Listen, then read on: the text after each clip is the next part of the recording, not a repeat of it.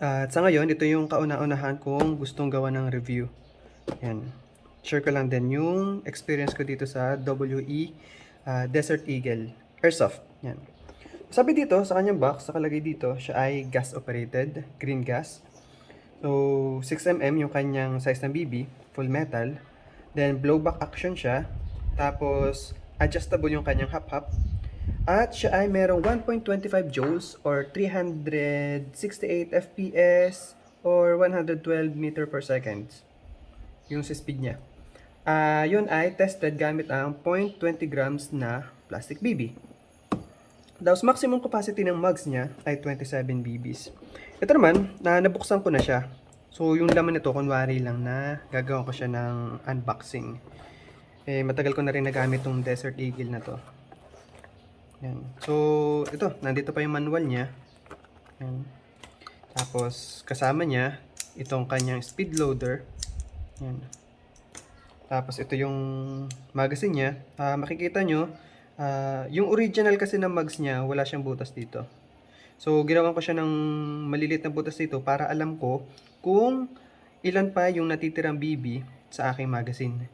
So ang hirap kasing hulaan kung wala itong mga butas na to. Hindi ko alam kung ilan pa yung laman ng aking mugs. Yan. Tapos ito yung pinaka Desert Eagle natin. So dito sa video na to ipapakita ko rin kung paano siya kalasin. Main topic, itong Desert Eagle. Yan. So ito yung full metal slide niya. Yan. Tapos ito yung hammer niya. Safety lock. Yan. Yan, pwede rin ganyan. Okay. So paano ba tanggalin to? Para tanggalin yung metal slide, so una muna, pindutin muna natin to. Press natin to. Yan. Then, once na pinindot natin to, maglilift siya dito. Then, twist lang natin siya counterclockwise. Yan. Then, matatanggal na yung lock niya sa loob. Siguro advice ko lang na kung magtatanggal kayo ng ganitong metal slide, upside down yan. Baligtad lang. Para yung spring niya, yung recoil spring, hindi malaglag. Kasi ganito yung setup niya. Yan. So, ito yung kanyang frame. Tapos, ito yung kanyang recoil spring. Yan.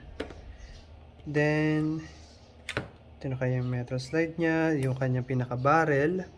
Tapos, kagagamit ko lang kasi tanggalin ko lang yung BB niya sa loob. Yan. So, ito yung kanyang barrel. Yan. So, dito muna to. So, ito yung kanyang pinaka-pump. Yan.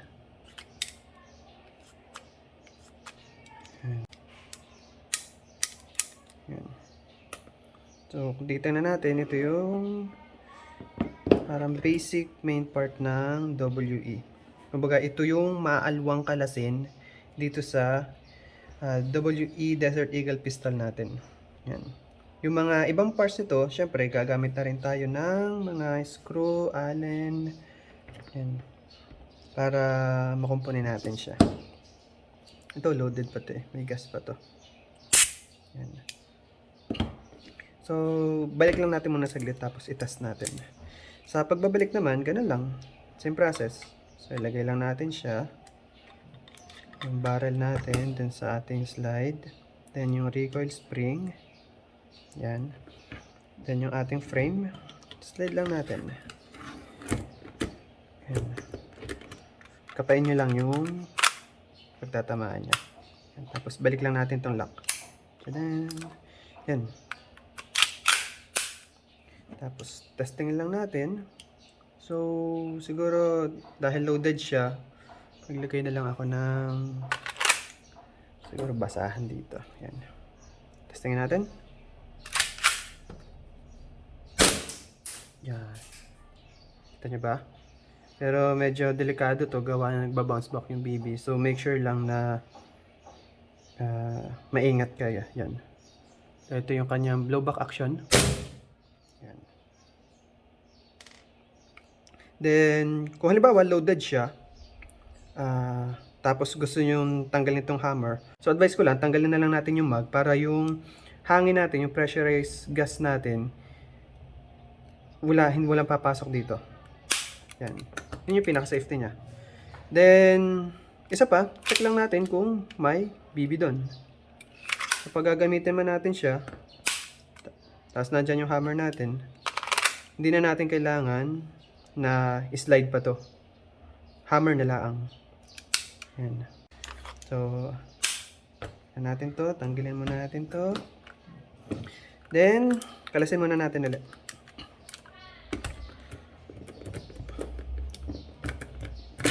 Yan.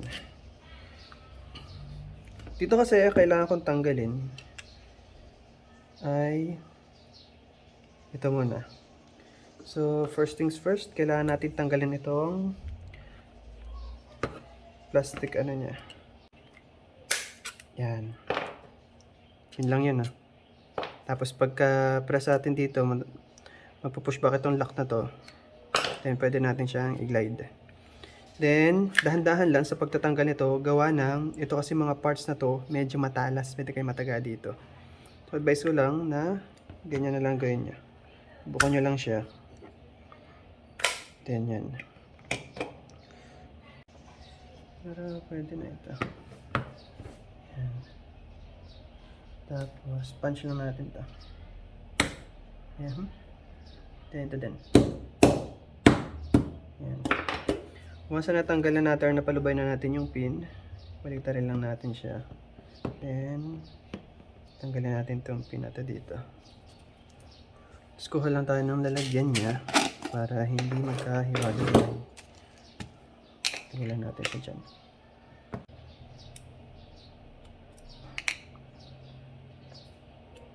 Ayan. Once na natanggalan natin siya, sunod natin tatanggalin.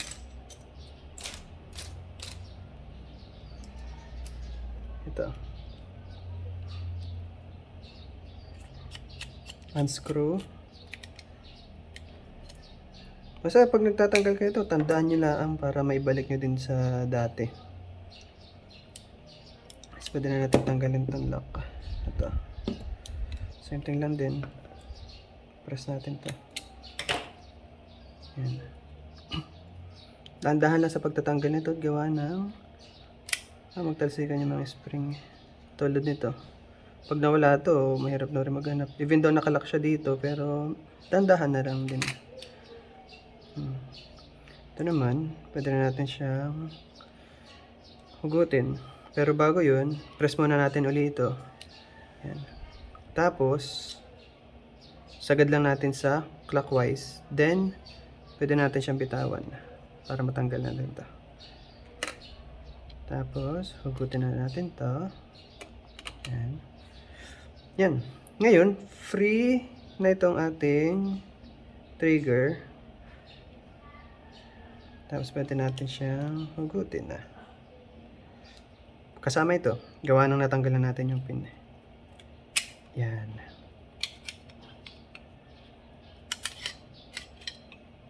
Yan. Ganito yung parts niya. Okay? Ito kasi nasira na ito naputol to dati. Ito yung hammer na natama dito. Yan, nakaganyan siya. Kita niya? Yan. Once na ito naman yung hammer na to. Ganito ang design niya.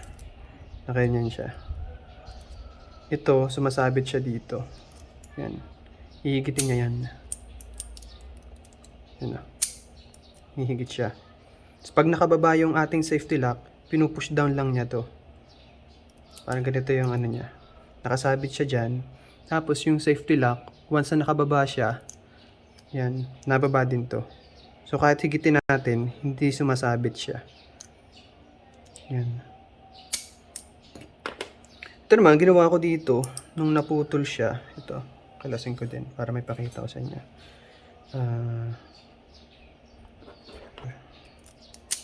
Yan. Pero mas maganda nakaganyan, nakalak na lang. Para luag to. Tatanggalin nyo lang to.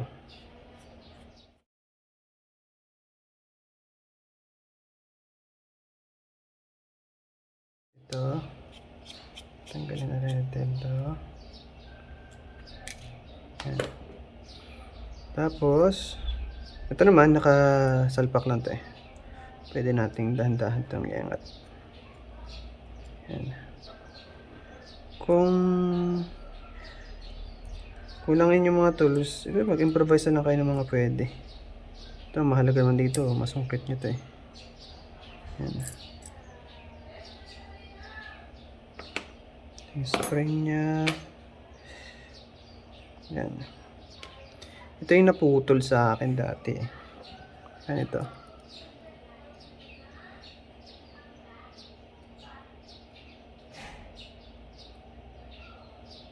So, ang ginawa ko dito nung naputol siya,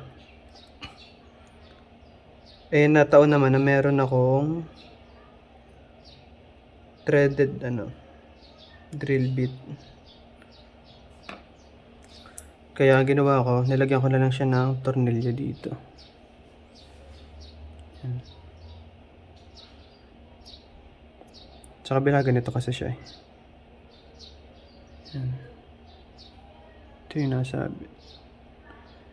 Kita ba?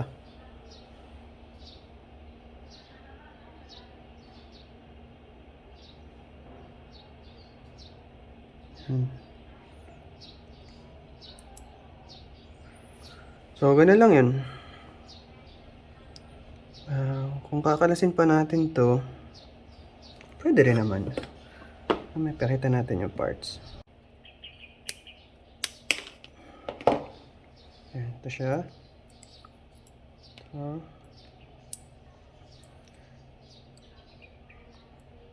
Ito siguro hindi ko na ito tatanggalin. Yun lang naman, ipupush lang naman yun eh. So, ito, pwede ko pa itong tanggalin. Yan. Ito, dito, ito talaga natalsik na spring. So, kailangan, pag tatanggalin nyo to, takpan nyo muna ng daliri dito. Yan.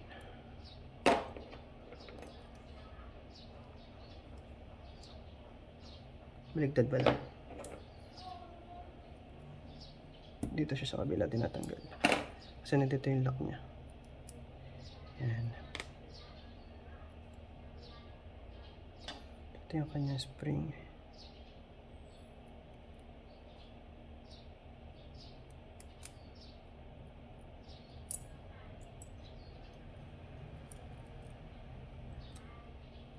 Then ito natalsik din to.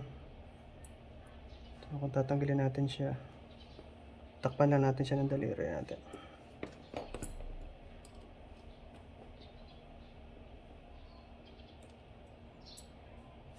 Baligtad din. Dito pala. Yan. Tanggalin natin daliri natin dito. So, tanggalin natin.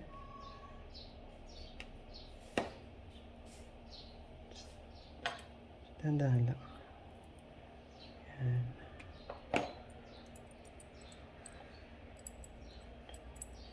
Ito siya. Siguro tanggalin ko na rin para may pakita ko rin yung hammer. Medyo maluwag na naman siya.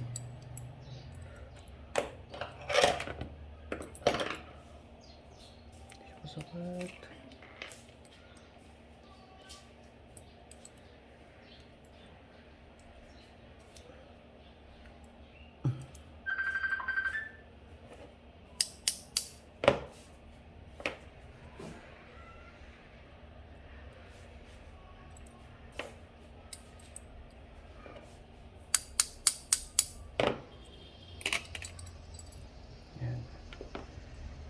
Ito yung naputol sa akin dati.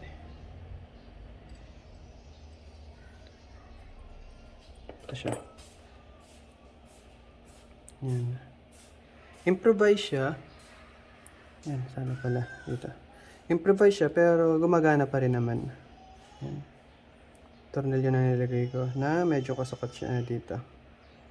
Yan. So, mahalaga naman. Mahammer niya to eh. Tamaan niya to. Tsaka, dati kasi nakaganyan siya, nakatabingi siya. So, hindi siya tumatama. Nabay siya. So, ito. Yan. Ito na yung mga parts niya. Yan. Ngayon ay habang ibinabalik natin, maglagay tayo ng silicone oil. Dami. Pero hindi naman natin kailangan sobrang dami na malagyan to, malubricate to. Konti lang. Yan. Ito naman kasi, dito lang halos dumadaan dito sa pump. Tsaka dito. Hindi niya nalulubricate itong part na to.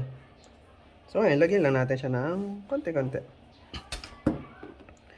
So, balik lang natin. Simula tayo dito. Lagyan natin ito ng konting silicone oil. Yan. Tapos, lagay muna natin to.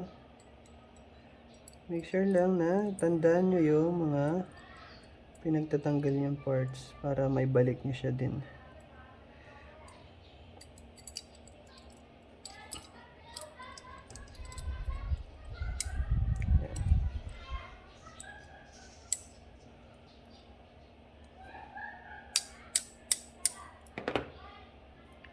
Tama, kailangan sakto lang din eh. Kung ano yung adjustment na ginawa nyo, balik nyo lang din sa dati.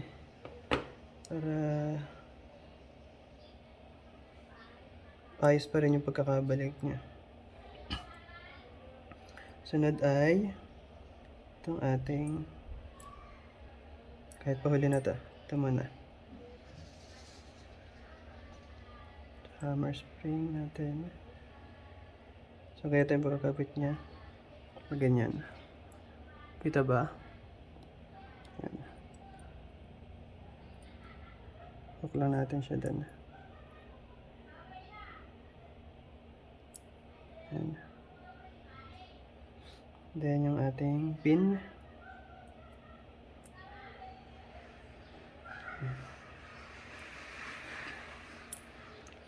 Then, ito naman.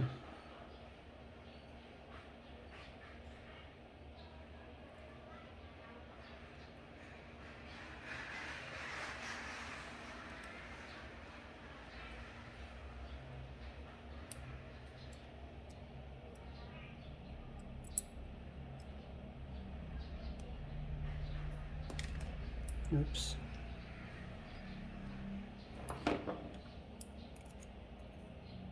Medyo malikot eh.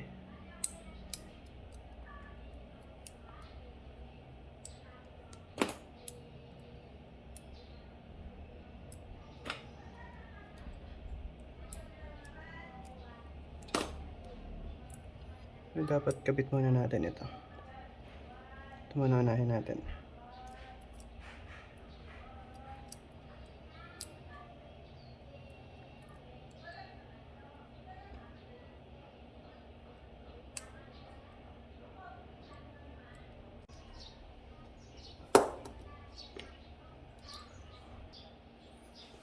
Yun, naikabit ko din.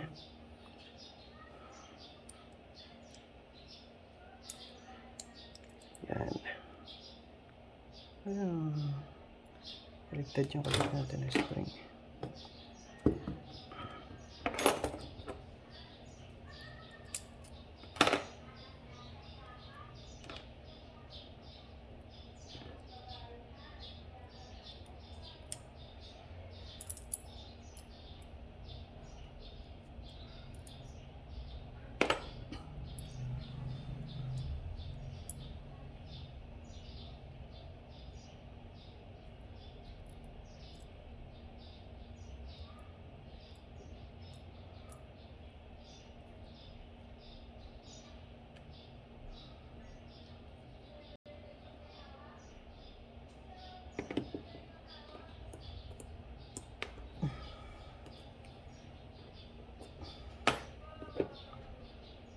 Okay.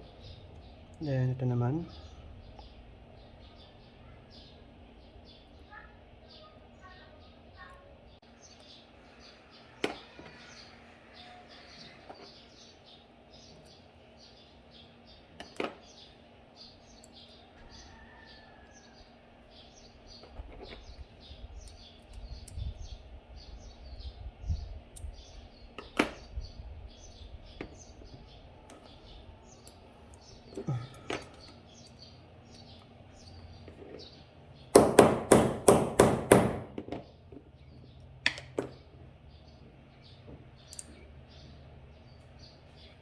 Okay na siya.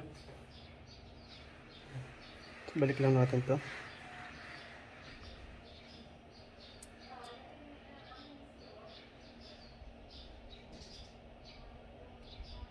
Ayan. Tapos ito.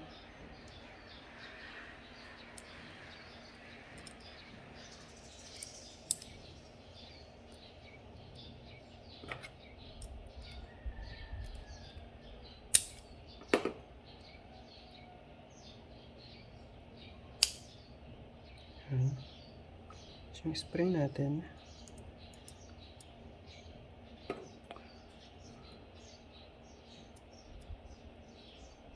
Ayan. Screw. Itong dalawa. Screw lang natin siya.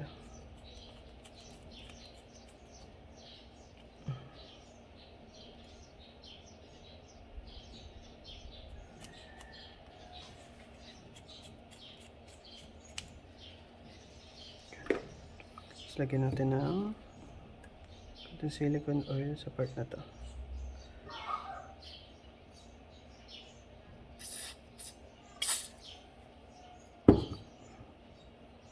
Yan.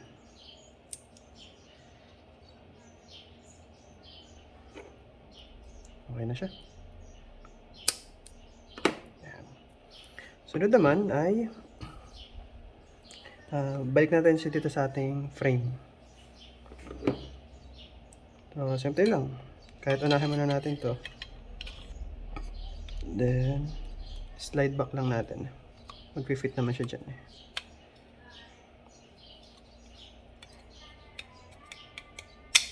Yan. Sabay na lang. Dati pag nagkakakabit ako nito, nauna to eh.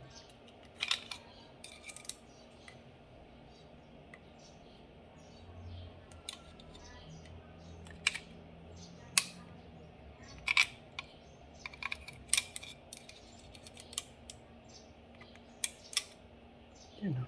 Ganyan din naman yun eh.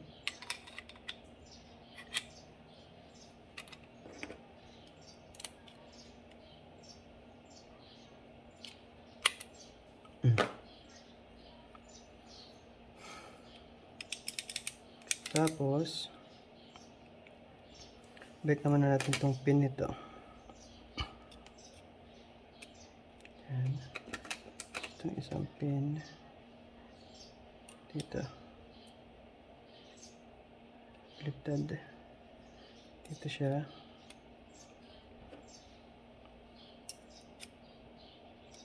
Pero kahit naman saan may kalagay.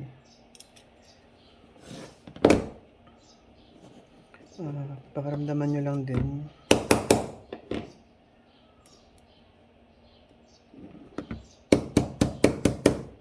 Kung sakto na yung pin nyo sa mga parts.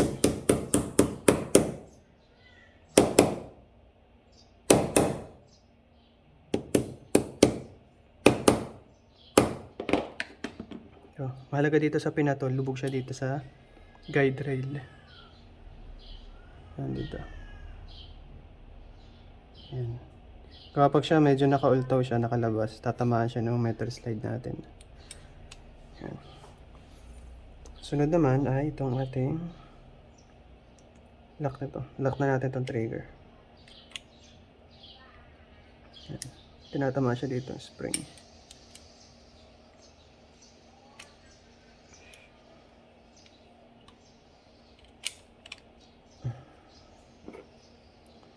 Samot lang natin ito. Itong spring na to. Ayan.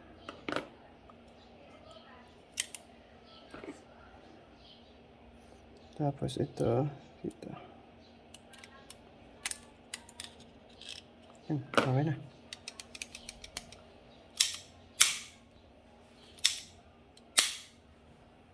Tapos, sunod natin itong ating lock. Balik mo natin itong screw.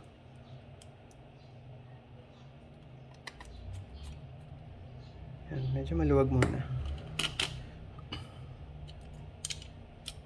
yung ating pin lock. Tapat lang natin siya dito. Yan. Yan. Tapos ito, lagay lang natin siya dyan. Tapos, yan. Okay din.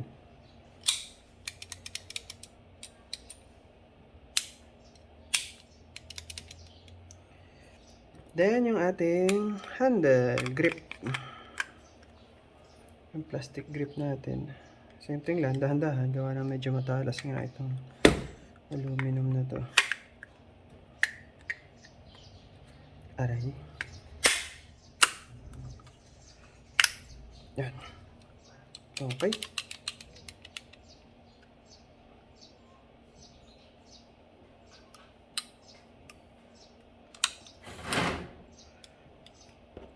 Pitan ko lang to.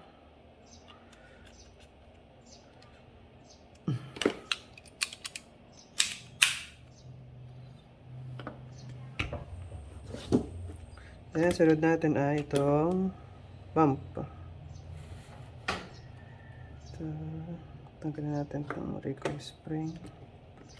Yung hammer. Ito muna. Dito naman sa pump natin, tatanggalin muna natin ito. So, kuha tayo ng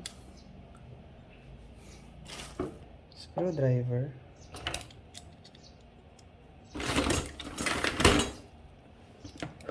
At screw natin ito.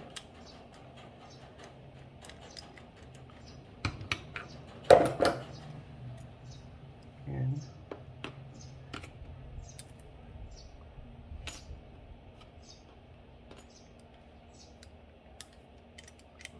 Kaya tatanggalin ito. Tapos ito, tatanggalin din natin ito para matanggal natin yung pinaka-lock niya. So, unscrew natin itong mga screw dito. Dito, wala naman magtatalsikan dito pag tinanggal mo ito. Walang spring dito sa part nito.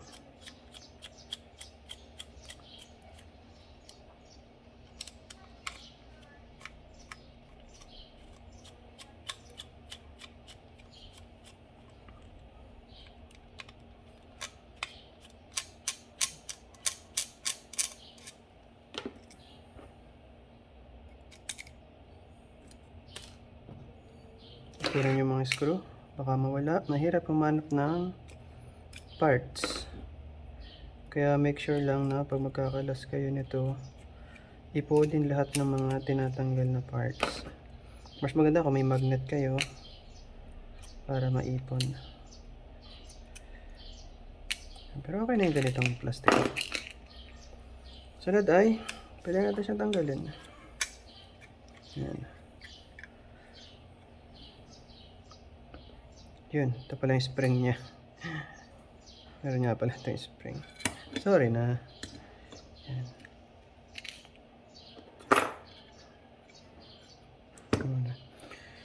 And then, ito yung kanyang pump. Yan. Ito, nagpalit ako nito. Gawa yung una kasi medyo sobrang sikip eh. So, nagpalit ako nito. Medyo malangla na kaunti. Yan. Pero fitted pa rin siya. Walang nasingaw dito. Walang singaw. Sakto lang siya. Yan. Ito, lagyan natin siya ng silicone oil. Itong labas na to. Oops. Yung loob, lagyan na natin. Kalat na natin. Yan. Okay na.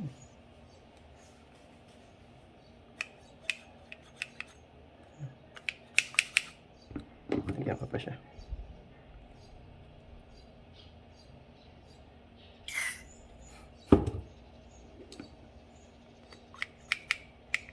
Yan. Then, kung babalik natin siya, upside down lang. Nasa kaliwa siya. Hindi siya nagre-rest. Yan. So, lagay lang natin siya dyan. Then, itama lang natin yung side. So, kabit na natin siya. Tapain nyo na lang.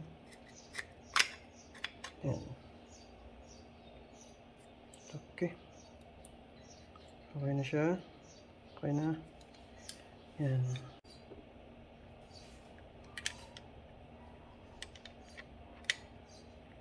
Yung orientation. Yan, ganyan pa lang orientation niya. Pababa siya. Sabi ko sa inyo, pag magkakalas kayo, tandaan nyo eh.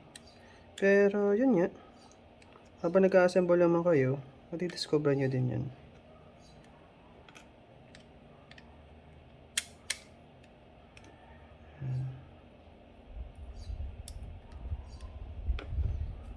Matidiscover nyo na mali pala yung pinagsasalpakan nyo. Yan. May itatama nyo pa rin naman yan.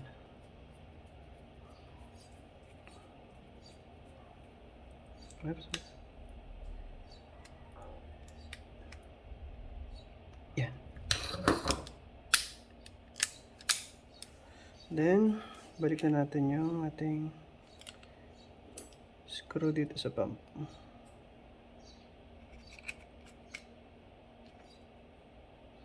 Dito, make sure lang din na yung screw head natin ay nakalubog sa kanyang pinagkakalagyan. Gawa na mananabit din kasi siya.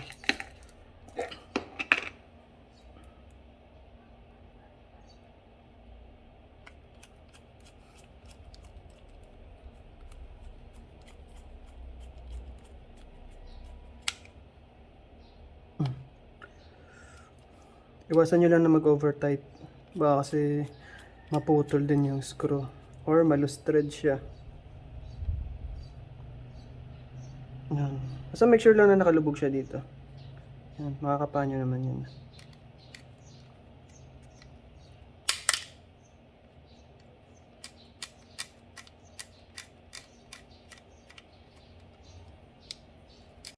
Yan. Pwede nyo siyang kapain. Kung siya ay nakaultaw pa. Yan. Tapos lagyan natin ito ng silicone oil. Dami.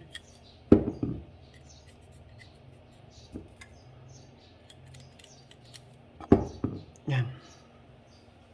Okay. So, balik na natin. Halos nakalasan natin yung main part, then yung mga sub parts niya. Ngayon na ibabalik na natin siya. Testingin natin kung gumagana pa rin ba siya. Pag hindi, ay display nyo na lang.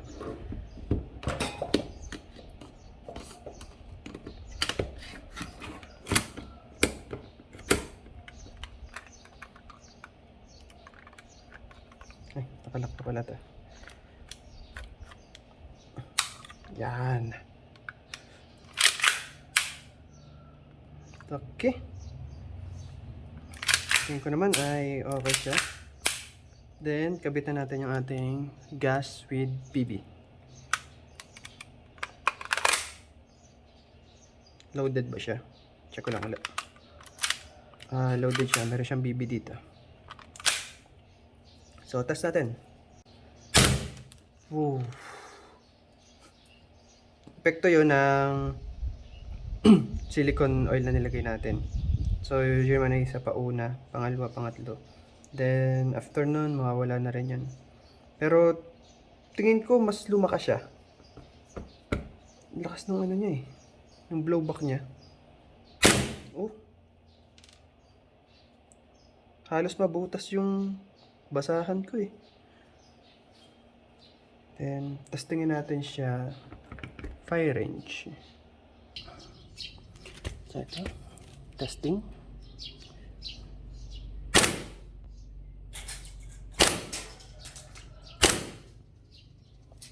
Diyan natin.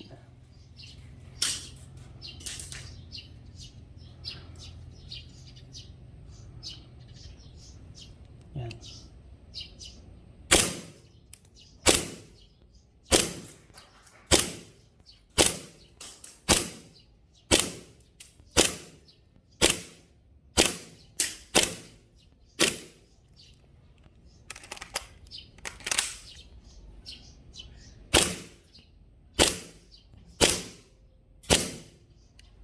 Ang kagandahan dito sa blowback, once na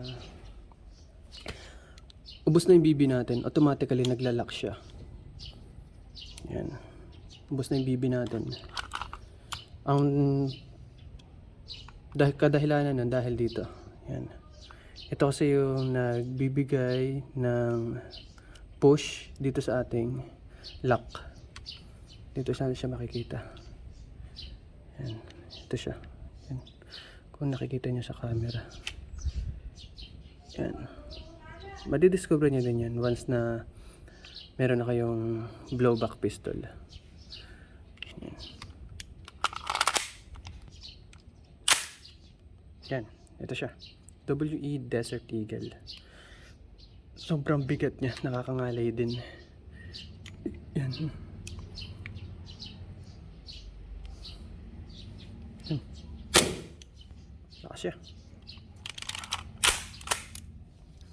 At ito yung aking golden retriever, si Tala. Yan. So, ayan guys.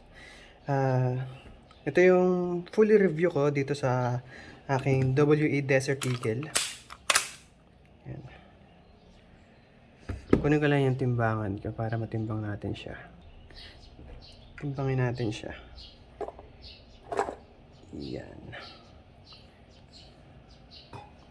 Then, ito yung kanyang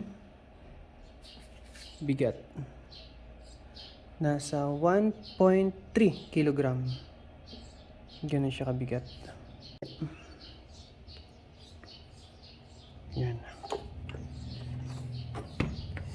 And napakaganda ng Desert Eagle na to. Sobra yung talagang pagka-replika niya. Yan. Ito yung serial niya. Magandang research. Ganda siya. Yung grip niya na plastic, hindi naman siya ganun kadulas. Tsaka, pag may gloves ka, kahit siguro pawisin yung kamay mo, maganda pa rin yung grip nito. Tsaka bagay na bagay itong Desert Eagle kapag malaki yung kamay mo. Sa akin, sakto lang eh. Kaya, kaya ko siyang i-grip. Yan. Pang malalaking kamay kasi ito eh. Pag maliit kamay mo, hindi masyado. Yan. Ganda siya. Highly recommended sa mga mahilig mag-airsoft. Yan.